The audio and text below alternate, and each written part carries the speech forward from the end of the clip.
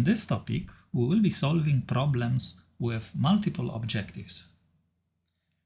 Consider an example of a decision problem faced by some company where the company has two objectives. We maximize f1 of x, which is profit,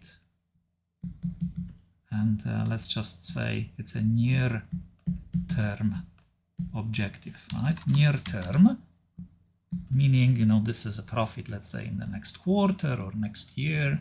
But the company also cares for another objective, wants to maximize objective 2, f2 of x, which is market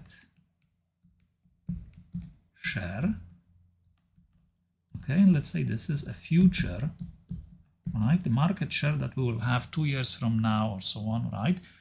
And I hope you realize, right, a lot of the time companies, when they improve their near-term profit, right, maybe they raise prices, maybe they do something to save on costs, but that may affect their future market share. It's actually hard to measure in general, right? So this is an example where there are two objectives, and the question is, you know, how do we somehow find a solution that maximizes both objectives? The problem here is the tension, right? If I try to improve one objective, I may have to give up some of the other, right? A certain value on the other objective. Or if I want to improve the second objective, maybe I have to sacrifice a little bit of the first objective, right? So in this problem, we will assume that the decision is solved for some set of variables and constraints, which we will call a core model. Okay, a core model is a set of variables which I call as 1x, but remember, x could be a large number of variables. It's a vector, right? It could be x1, x2 to some x100. Okay, I don't want to list it. Just remember, this is many variables, right? So we have set of variables x and constraints, right? So there is many variables and many constraints in that core model, and I'm not going to write it in detail because I just want to focus on the objective functions now. Now, if I want to analyze this problem, I can plot the following chart. I can say I can plot two axes. Now, in this case, I will not plot them for variables because remember, I have many variables, but I will plot them for the objective functions f1 and f2. This is f1 of x. Remember, I want to maximize it. And this is f2 of x. I also want to maximize it. Now, right, so I can map all solutions, right, with many variables to just the space of objective functions. And let's say the solution space is something like this, right? There is a region and there is a set, right, of points inside that boundary. So this is the whole feasible region, but in the space of objective values. Suppose now I first optimize for one objective only. So if I maximize only the first objective, f1 of x, what will I find? Well, I will find a solution which is this point, right? Because notice this is the highest value of f1 of x that I can obtain. I cannot get, right, no solutions here. So this must be optimal solution for objective 1. Similarly, if I try to maximize only objective 2, I will get to a point which is somewhere here, right? Because notice, this is the value, right? There's no solutions here, so there is nothing better in terms of objective 2. So it must be that this point is the best solution for objective 2. Now, a decision maker may not be happy with any of those two solutions because the decision maker might say, why completely ignore market share and just focus on profit, or why completely focus on market share and ignore profit, right? So these extreme solutions are not very good, most likely for a decision maker, right? it would be better to find something that balances, right, or finds the right trade-off between those two objectives. So I want you to see, for example, that the interesting solutions are the solutions on this edge, on this line, between those extreme points, right? Why are they interesting? Because if I consider, let's say, start from this solution, right? If I start from this solution, well, I can improve a lot market share and decrease just a little bit the profit, right? So this is making trade-offs. I say it's worth for me to improve a lot the market share and sacrifice a little bit of the near-term profits, right?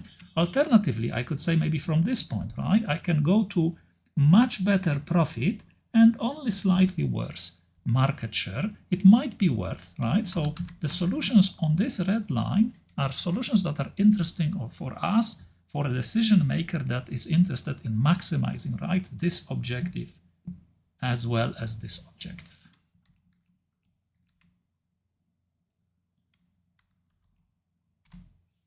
So let's define some terms. Well, first, the red curve that I highlighted here, the set of solutions that I highlighted here is called efficient frontier. Okay, this is efficient frontier, and all other points that are feasible inside this region, right, except for the red points, I will call them dominated solutions. Okay, solutions. Okay, so what is a dominated solution? Dominated solution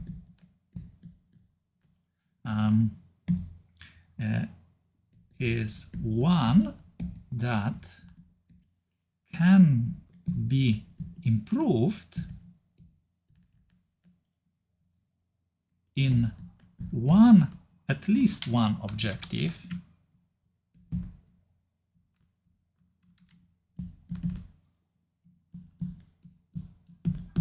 without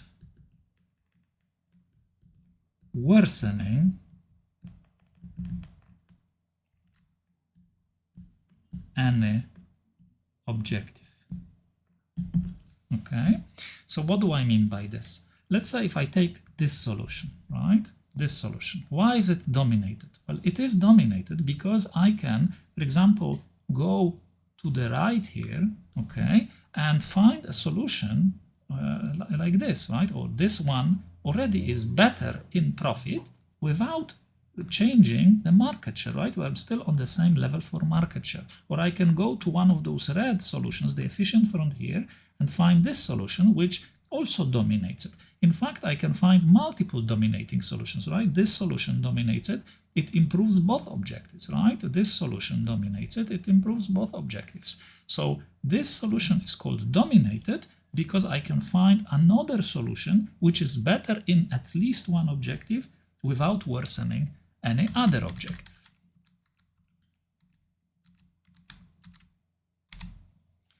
So what is the efficient frontier, right? Efficient frontier, right? Efficient frontier is a set of solutions that are undominated, or we also call them efficient or Pareto optimal. Pareto optimal, right? These are the solutions for which we cannot show another one that dominates them, right? So if I consider a solution, let me use a red pen, this one, right? Why is it efficient or Pareto optimal or undominated, right? These three terms.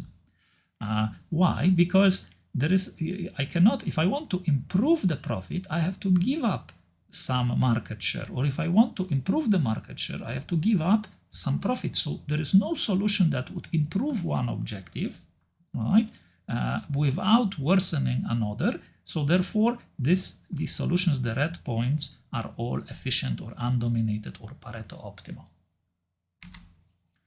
So because there are many efficient or undominated solutions, the decision-making process cannot be a one-step process. It cannot be that we create the model, click solve, and find a solution, and then say, okay, this is the optimal solution. Why? Because if we find one of those red points, the decision maker might not be satisfied. If we say, oh, this is the best solution, right? The decision maker might say, wait a second, the profit is too low. I would like more profit. Can I gain a bit of profit at the cost of reducing market share? Maybe I would prefer to move to the right on this frontier, right? So a decision-making process, right, will be interactive, right? Decision-making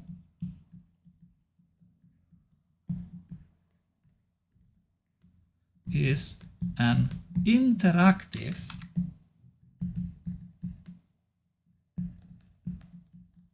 process, okay, where the decision maker will be making the decision maker makes trade-offs.